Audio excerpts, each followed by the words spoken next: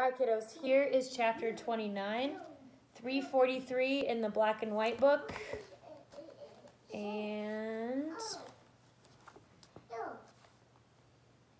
366 in the brown one. Okay, here we go. This is a relatively short chapter, so I'll read this one to you. There's a child in the background, so you're just going to have to deal with that. All right. The recollection of about 3 days and nights succeeding this very dim in my mind. I can recall some sensations felt in the interval, but few things framed and no actions performed. Because remember, she gets to this door and she kind of just passes out from hunger and cold, and she's been walking around hoping someone would help her. And remember, at this point, the only solace she finds is with nature. She's not finding anyone who is willing to just give her charity for nothing. I knew I was in a small room and in a narrow bed. To that bed I seemed to have grown. I lay on it motionless as a stone, and to have torn me from it would have been almost to kill me. I took no note of the lapse of time, of the change from morning to noon, from noon to evening.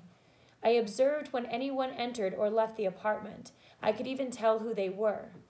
I could understand what was said when the speaker stood near me. Hey, no. But I could not answer. To open my lips or move my limbs was equally impossible. Hannah, the servant, was my most frequent visitor. Her coming disturbed me. I had a feeling that she wished me away. And so this is going to be a demonstration of classism. So Hannah doesn't like Jane for the simple fact that Jane is reliant on charity for what's happening. So Hannah is kind of that person who, I work for a living. Why are we taking care of this person who is just coming off the street asking for a handout? That's Hannah, okay? And obviously she doesn't know Jane's full story. She's kind of being prejudicial a little bit, Hannah is. And kind of the way Jane was when she was younger, except Hannah just hasn't seemed to grow out of that.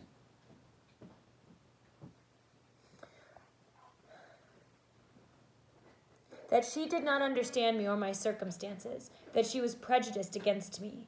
Diana and Mary appeared in the chamber once or twice a day. They would whisper sentences of this sort at my bedside. It's very well we took her in. Yes, she would certainly have been found dead at the door in the morning, had she been left out all night. I wonder what she has gone through. Strange hardships, I imagine, poor, emaciated, pallid wanderer. She is an uneducated person, I should think, by her manner of speaking. Her accent is she is not an uneducated person, excuse me. The clothes she took off, though splashed and wet, were a little worn and fine. She has a peculiar face. Fleshless and haggard as it is, I rather like it. And when in good health and animated, I can fancy her physiognomy would be agreeable. Physiognomy is the layout of your face. Never once in their dialogues did I hear a syllable of regret at the hospitality they extended me, or a suspicion of, or aversion to myself. I was comforted. Mr. St. John, so it looks like St. John, but in England they pronounce it St. John, just so you know. St. John came but once. He looked at me and said my state of lethargy was the result of reaction from excessive and protracted fatigue. She's really tired. Thank you, St. John, for that diagnosis. He pronounced it needless to send for a doctor. Nature, he was sure, would mend best left to herself. And again, it's the spirituality thing. He said every nerve had been overstrained in some way, and the whole system must sleep torpid a while. There was no disease. He imagined my recovery would be rapid enough when once commenced.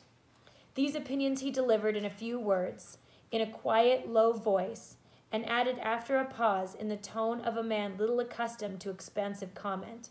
Rather an unusual physiognomy, certainly not indicative of vulgarity or degradation. Bubba, no. That is a dog, good job. Far otherwise, responded Diana, to speak the truth. St. John, my heart rather warms to the poor little soul. I wish we may be able to benefit her permanently. That is hardly likely, was his reply. You will find she is some young lady who has had a misunderstanding with her friends, and has probably injudiciously left them. We may perhaps succeed. Num. in restoring them, if she is not obstinate. But I trace lines of force in her face which make me special of her tractability. He stood considering me some minutes, then added, "She looks sensible, but not at all handsome." Sinjin is a guy who is very logical to a fault. He's almost so logical that he doesn't really consider other people's feelings. He knows. So he doesn't consider other people's feelings. And he's kind of looking at her like, yeah, she seems okay, but it's not like she's not pretty or anything. And he's very dry about it, and he doesn't feel like he owes anybody any undue praise. "She is so ill, Sinjin. Ill or well, she will always be plain." That's nice. "The grace and harmony of beauty are quite wanting in those features." And Jane can hear him. You know, and it's one thing to be honest, it's another thing to be without empathy. "On the third day, I was better. On the fourth, I could speak, move, rise in bed, and turn. Hannah had brought me some gruel, which is like oatmeal, and dry toast, about as I suppose the dinner hour. I had eaten with relish. The food was good, void of the feverish flavor which had hitherto poisoned what I had swallowed. When she left me, I felt comparatively strong and revived. Ere long, satiety of repose and desire for action stirred me. I wished to rise, but what could I put on? Only my damp and bemired apparel in which I had slept on the ground and fallen in the marsh. I felt ashamed to appear before my benefactors so clad. I was spared the humiliation. On a chair by the bedside were all my own things, clean and dry. My black silk frock hung against the wall. The traces of the bog were removed from it. The creases left by the wet smoothed out. It was quite decent. My very shoes and stockings were purified and rendered presentable. There were the means of washing in the room, and a comb and a brush to smooth my hair. After a weary process, the resting every 5 minutes, I succeeded in dressing myself. My clothes hung loose on me, for I was much wasted. But I covered deficiencies with a shawl, and once more, clean and respectable looking, no speck of dirt, no trace of the disorder I so hated, which is the disorder she so hates is poverty, and which seemed so to degrade me, left. I crept down a stone staircase with the aid of the banisters to a narrow, low passage, and found my way presently to the kitchen. It was full of the fragrance of new bread and the warmth of a generous fire. Hannah was baking. Make note of this next line. Prejudices, it is so well known, are most difficult to eradicate from the heart whose soil has never been loosened or fertilized by education. They grow there, firm as weeds among stones. Hannah's a servant, which is different. She's different than Mrs. Fairfax in that Mrs. Fairfax is of a certain level of class, and Hannah would probably be below because she's in this, Sinjin's a priest, so she's in this, like, priest's house who probably doesn't have a ton of money. So Jane is saying that it is very clear that Hannah is uneducated, and that is why it's so easy for her to come up with these prejudices. And when you think about it, what education does is it opens your mind to all different kinds of people and different ways of thinking. When all you've ever known your whole life is one way of thinking, you're going to stick to that. So Hannah is prejudiced without ever knowing Jane, just because what she knows of beggars is that they're going to suck you dry and they're going to take advantage of their benefactors. So Jane is noticing this about Hannah, and it's going to change her approach. Hannah had been cold and stiff indeed at the first. Latterly, she had begun to relent a little, and when she saw me come in tiny and well-dressed, she even smiled. "What have you got up?" she said. "You are better, then. You may sit down in my chair on the hearthstone, if you will." She pointed to the rocking chair. I took it. She bustled about, examining me every now and then with the corner of her eye. Turning to me as she shook some loaves from the oven, she asked bluntly, now she has a Cockney accent, so it's what are you gonna do? So that's why what she says seems so funny. It's almost like you have to hear it. "Did you ever go a begging afore you came here?" I was indignant for a moment, because she just asked her if begging is her usual employment. But remembering that anger was out of the question, because this woman has been taking care of her, and that I had indeed appeared as a beggar to her, I answered quietly, but still not without a certain marked firmness. "You are mistaken in supposing me a beggar. I am no beggar, any more than yourself or your young ladies." After a pause, she said, "I do not understand that. You've like no house, nor no brass, I guess. The want of house or brass money, by which I suppose you mean money, does not make a beggar in your sense of the word. Are you Buckland? She inquired presently. Yes, very. But you've never been to a boarding school? I was at boarding school 8 years. She opened her eyes wide. Whatever can you keep yourself for then? So she's saying, why can't you make a living for yourself? Why are you going around begging if you're an educated person? I have kept myself, and I trust I shall keep myself again. What are you going to do with these gooseberries? I inquired, as she brought the basket out of fruit. Make 'em into pies. Give them to me, I'll pick them. Nay, I dinna want you to do naught. But I must do something, let me have them. She consented, and she even brought me a clean towel to spread over my dress, lest, she said, I should mucky it. You've not been used to servant's work, I see your hands, she remarked.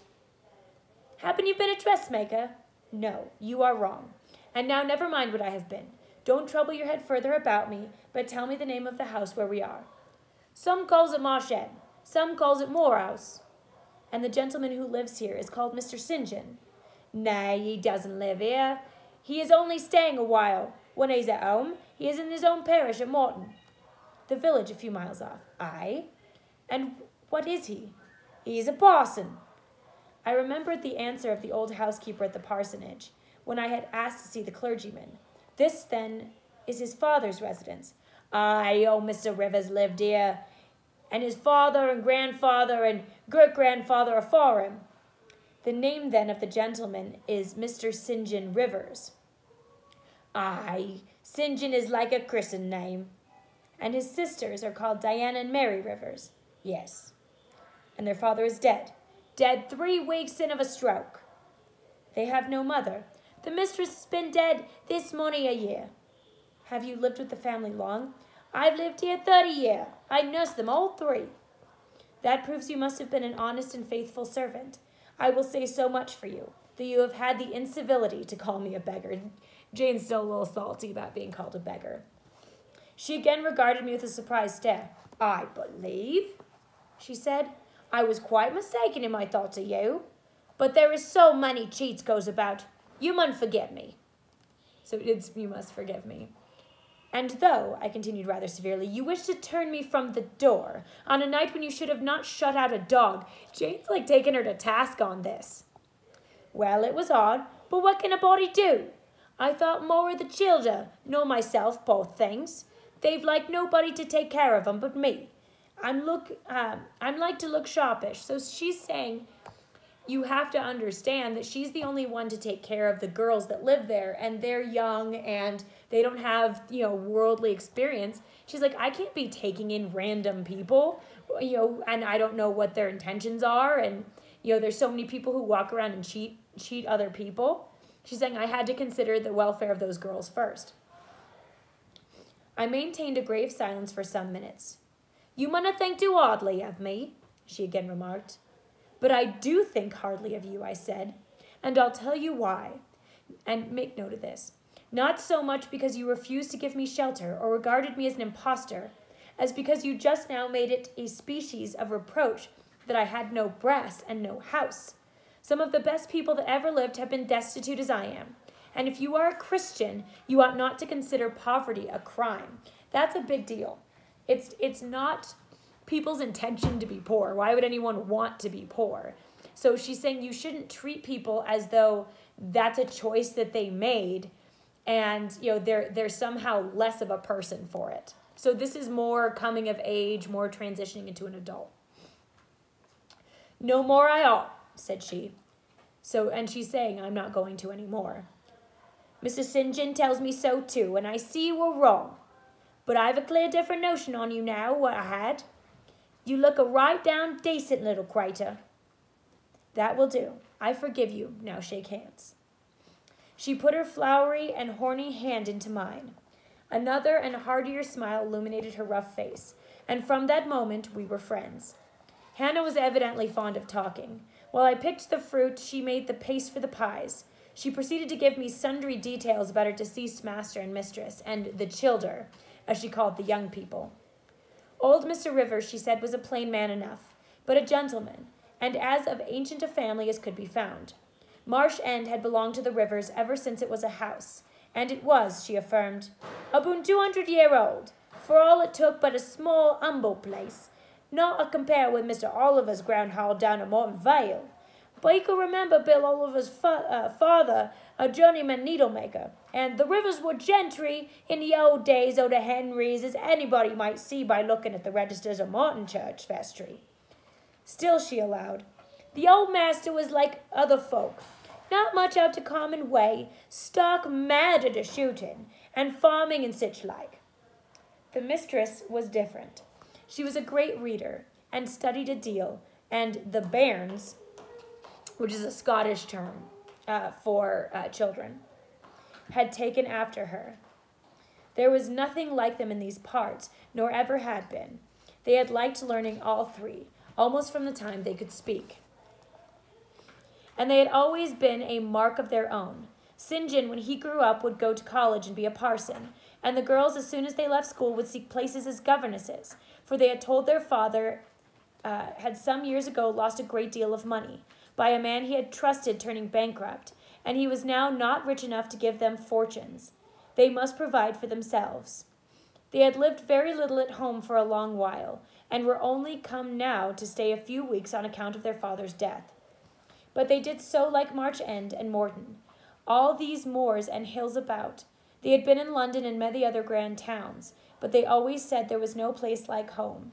And then they were so agreeable with each other, never fell out or threeped. She did not know where there was a family, or such a family for being united. This is a stark contrast between the Reeds and the Rivers. So the Reeds were a boy and two girls, and the boy was kind of a horrible person. He just engaged in debauchery and all this kind of stuff, whereas St. John is a man of God, and he wants to give charity to people, and he cares about morality and everything like that. As well, the girls are very well educated. They get along really well together. So even though the Rivers are not of super high class, and the Reeds are, we consider the Rivers to be better people. And because Bronte made these characters so similar, the fact that there is a boy and two girls and a boy and two girls, we're supposed to see them as a contrast between each other. What family should be versus what the Reeds were. The Reeds were clearly a different kind of family that was had a negative connotation. Having finished my task of gooseberry picking, I asked where the two ladies and their brother were now. Gone over Morton for a walk, but they would be back in half an hour to tea. You have a whole ball of yarn stuck to your leg. One moment. Come here, goofball. You want to say hi to kids? Look. Hi, kids. There you go. Can you help me? They returned within the time Hannah had allotted them. They entered by the kitchen door. Mr. St. John, when he saw me, merely bowed and passed through. The two ladies stopped. Mary, in a few words, kindly and calmly expressed her pleasure she felt in seeing me well enough to be able to come down. Diana took my hand. She shook her head at me.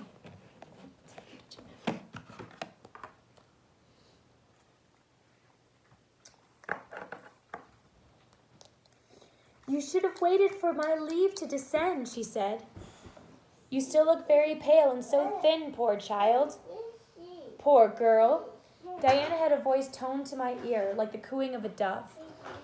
She possessed eyes whose gaze I delighted to encounter. Her whole face seemed to me full of charm. Mary's countenance was equally intelligent, her features equally pretty, but her expression was more reserved, and her manners, though gentle, were distant. Diana looked and spoke with a certain authority. She had a will, evidently. It was my nature to feel pleasure in yielding to authority supported like hers, and to bend where my conscience and self-respect permitted to an active will. And what business have you here? She continued. It is not your place. Mary and I sit in the kitchen sometimes, because at home we like to be free, even to license. but you are a visitor and must go into the parlor. So they're kind of saying, look, we don't make our guests work in the kitchen. Get your butt out the kitchen and go sit and be a guest. Like, know the hierarchy, woman. I am very well here. Not at all, with Hannah bustling about and covering you with flour. Besides, the fire is too hot for you, interposed Mary. To be sure, added her sister, come, you must be obedient. And still holding my hand, she made me rise and led me into the inner room. Sit here, she said, placing me on the sofa, while we take our things off and get the tea ready. It is another privilege we exercise in our little moorland home, to prepare our own meals when we are so inclined, or when Hannah is baking, brewing, washing, or ironing.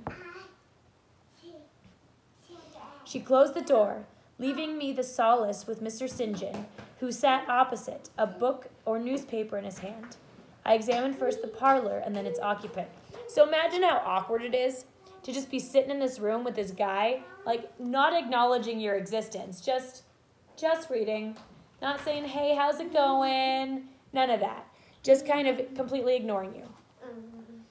The parlor was a rather small room, very plainly furnished, yet comfortable, because clean and neat.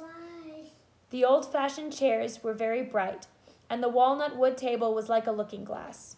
A few strange antique portraits of the men and women of other days decorated the stained walls. A cupboard with glass doors contained some books and an ancient set of china. There was no superfluous ornament in the room, not one modern piece of furniture save a brace of work boxes and a lady's desk in rosewood, which stood on a side table. Everything, including the carpet and curtains, looked at once well-worn and saved. This is the complete opposite of Thornfield Hall. Thornfield Hall is this Gothic house with these ornate things on it. It has the battlements on the outside of the house. This place is small and simple. It's the complete opposite of Thornfield. Mr. St. John, sitting as still as one of the dusky pictures on the walls, keeping his eyes fixed on the page he perused, and his lips mutely sealed, was easy enough to examine. Had he been a statue instead of a man, he could not have been easier. He was young, perhaps from 28 to 30. Tall, slender, his face riveted the eye. It was like a Greek face, very pure in outline, quite a straight classic nose, quite an Athenian mouth and chin. So he's also a contrast to Mr. Rochester. He is an attractive man. He has very Athenian features. He looks almost like the chiseling of a god. So if anybody is the Duke of Wellington, it's this guy. What are you doing? Are you reading Harry Potter? Good job. It's a little above your reading level, though. It is seldom indeed in an English face comes so near the antique models as did his. He might as well be a little shocked at the irregularity of my lineaments, his own being so harmonious. His eyes were large and blue. His brown lashes, his high forehead, colorless as ivory, was partially streaked over by careless locks of fair hair.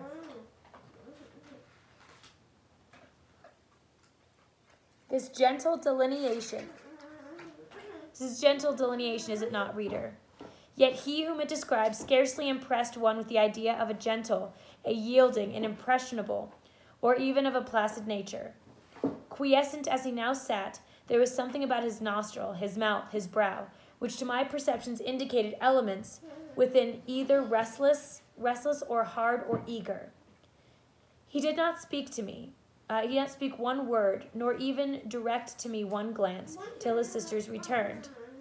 Diana, as she passed in and out in the course of preparing tea, brought me a little cake, baked on the top of the oven.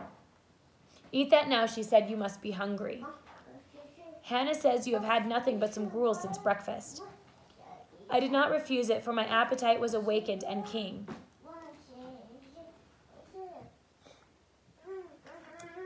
Mr. Rivers now closed his book and approached the table, and he took a seat, fixed his blue, pictorial-looking eyes full on me. There was unceremonious directness, a searching, decided steadfastness in his gaze now, which told that attention, and not diffidence, had hitherto kept it averted from the stranger. So when he does look at her, you can tell that he's like sizing her up, that he's trying to figure her out. So he's a very analytical kind of guy. Luke. Luke. Don't take the books out, please. You are very hungry, he said. I am, sir. It is my way. It always was my way, by instinct, ever to meet the brief with brevity, and the direct with plainness. It is well for you that a low fever has forced you to abstain for the last 3 days. There would have been danger in yielding to the cravings of your appetite at first. Now you may eat, though, not so immoderately. So when someone hasn't eaten for several days, it's not healthy for their system to gorge themselves, even though they're hungry. Luke, don't eat your shoe. Thank you. So he's saying it's probably better that you are eating in small increments because it would make your stomach hurt. I trust I shall not eat long at your expense, sir, was my very clumsy, contrived, unpolished answer. No, he said coolly.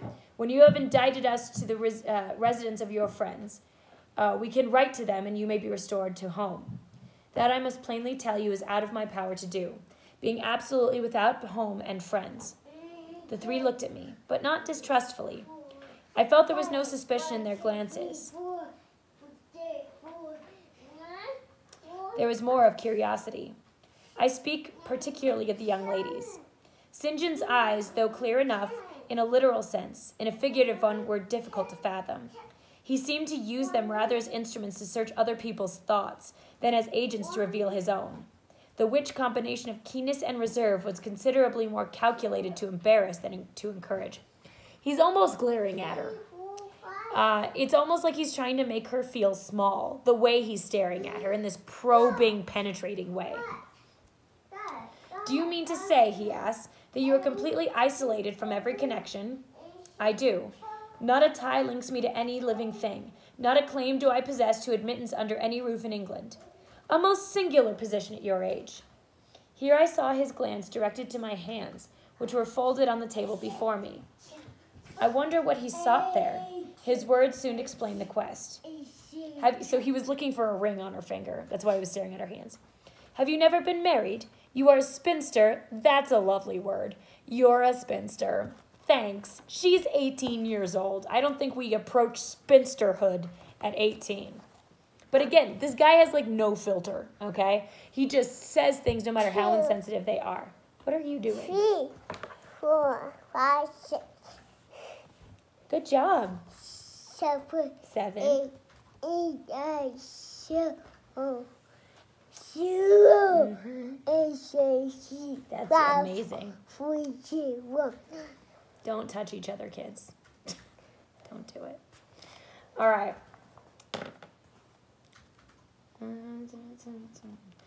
Diana laughed. Why, she can't be above 17 or 18 years old, St. John. And the girls are like, what is wrong with you? Women are not spinsters at 18. Stupid, shut up. I am near 19. Bubba, no. But I am not married, no. I felt a burning glow mount to my face, for bitter and agitating recollections were awakened by the allusion to marriage. They all saw the embarrassment and the emotion, because colors rising to her face because it's making her think of Mr. Rochester. Diana and Mary relieved me by turning their eyes elsewhere than to my crimsoned face, but the colder and sterner brother continued to gaze, till the trouble he had excited forced out tears as well as color. Where did you last reside? He now asked. You are too inquisitive, St. John, murmured Mary in a low voice, but he leaned over the table and required an answer by a second firm and piercing look. 5, 6, 7, 8, 9, 0. 0, good job. You're very good with the numbers. The name of the place where and of the person whom I live is my secret, I replied concisely, which if you like, you have in my opinion a right to keep, both from St. John and every other questioner, remarked Diana. So there's some female solidarity there. They're like, it's none of our beeswax, where you been? You know, and she's kind of like smacking her brother, like, shut up, stop probing her. 1. Yet if I know nothing about your history, I cannot help you, he said. And you need help, do you not? Hey, stop hitting my computer. I need it, and I seek it. So far, sir, that some true philanthropist will put me in the way of getting work which I can do, and the remuneration for which will keep me, but if in the barest necessities of life. I know not whether, hey, no. Stop. No.